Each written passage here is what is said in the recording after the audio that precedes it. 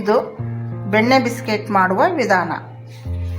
1 bowl ಮೈದಾ ಹಿಟ್ಟು, 1 bowl ಸಕ್ಕರೆ, ಅರ್ಧ ಬೌಲು ತುಪ್ಪ. 1 ಬೌಲ್ ಮೈದಾ ಹಿಟ್ಟನ್ನು ಬೌಲಿಗೆ ಹಾಕ್ಕೋಬೇಕು.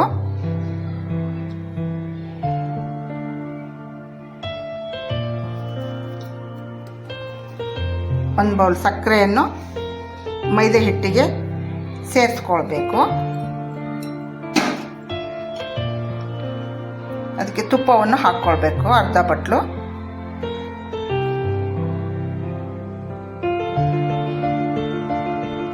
ಚೆನ್ನಾಗಿ ಮಿಕ್ಸ್ ಮಾಡ್ಕೊಳ್ಬೇಕು.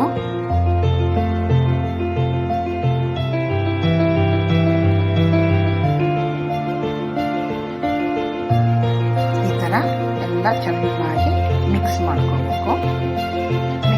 ಮಿಕ್ಸ್ ಮಾಡ್ಕೊಂಡಾದ್ಮೇಲೆ ಈ ಆಕಾರದಲ್ಲಿ ಬೆಣ್ಣೆ ಬಿಸ್ಕೆಟ್ ರೆಡಿ ಮಾಡಬೇಕು.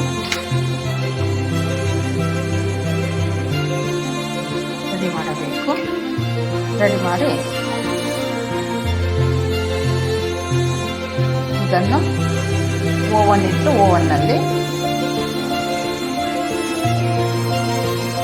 ಈ ಥರ ಬೆಣ್ಣೆ ಬಿಸ್ಕೆಟ್ ಎಲ್ಲ ರೆಡಿ ಮಾಡಿಕೊಂಡು ಇದರಲ್ಲಿ ಇಡಬೇಕು.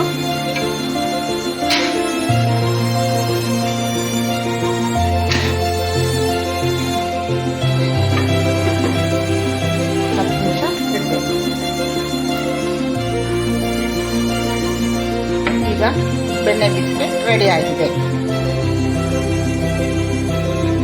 ವಾವ್, ಬೆಣ್ಣೆ ಬಿಸ್ಕೆಟ್ ರೆಡಿ ಆಗಿದೆ.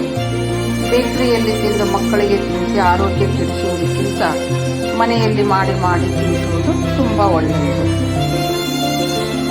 Thank you.